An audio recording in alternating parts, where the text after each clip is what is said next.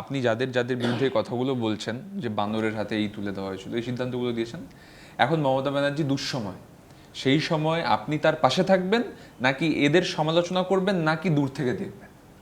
আরে দূর থেকে দেখবো, কিন্তু আমি তো ওই যে তৃণমূলে আমাকে দেখেছেন, আমি আর বৈশাখী রয়েছি। হ্যাঁ, 121 নম্বর মোস্ট প্রবাবলি পটুয়াপাড়ার বাড়ির নিচে আপনি দেখেছেন যে এই তৃণমূল ভবনে আমাদের উত্তরীয় পড়িয়ে দেওয়া হয়েছে।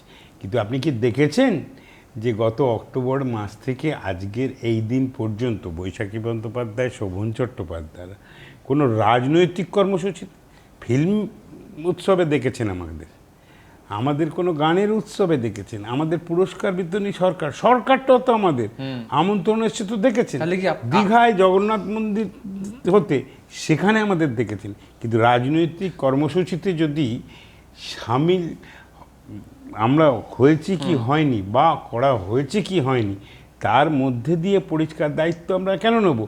সময় দুঃসময়ের বিষয় নয়। একটা জিনিস সময় দেখিয়ে দিয়েছে যে যা করেছেন সেই অভিজ্ঞতা সঞ্চয় করে সামনের দিনগুলো সেইভাবে ভাবুক, আমরা সেটাই প্রার্থনা করি।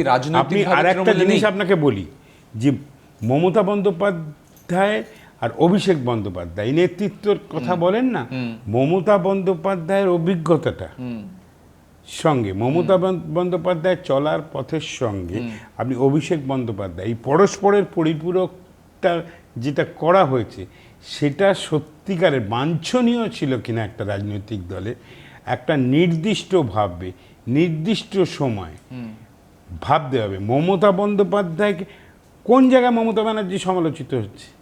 মমতা ব্যানার্জি সমালোচিত হচ্ছে অন্য কারণে, অভিষেকের কারণে, কিন্তু মমতা ব্যানার্জির সমালোচনা তো সেভাবে আসছে না কোনো জায়গায়। আজও কিন্তু যে দল প্রতিষ্ঠিত হয়েছে, যিনি নেতৃত্ব দিয়েছেন, তিনি যেমন কংগ্রেসের অভ্যন্তর থেকে, কংগ্রেস পরিবার থেকে বড় হয়েছে, তৃণমূল কংগ্রেসের পরিবারে কিন্তু সে অনেক দীর্ঘ দায়িত্ব তাকে দিয়ে তাকে তৈরি করেছে।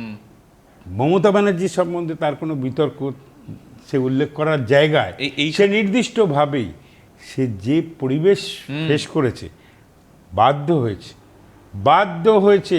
আমি খুব পরিষ্কার করে বলি, শুভেন্দু অধিকারী যুব তৃণমূলের সভাপতি ছিল, সংগঠনকে যখন স্প্রেড করছে, হঠাৎ ওয়ান্স ফাইন মর্নিং দেখলেন ঘোষণা হয়ে গেল শুভেন্দু অধিকারীর service as a youth Trinamool কংগ্রেসের প্রেসিডেন্ট নো মোর রিকোয়ার্ড, তার প্রয়োজন নেই। আর একটা নাম ঘোষণা হয়ে গেল, তারপরে আর একটা নাম ঘোষণা হয়ে গেল। কেন, কি কারণে? সেই জায়গার ব্যাখ্যা কিন্তু মানুষের কাছে ছিল না, তৃণমূল কংগ্রেস কর্মীদের কাছেও ছিল না, যুব তৃণমূল কর্মীদের কাছেও ছিল না। ধিকি আগুনে ধোঁয়া বেরোচ্ছিল, যখন সেটা আগ্নেয়গিরির মতন বেরিয়ে এসছে, আজকে যখন তিনি দায়িত্ব নিয়েছেন, তখন এই সমস্ত প্রশ্নে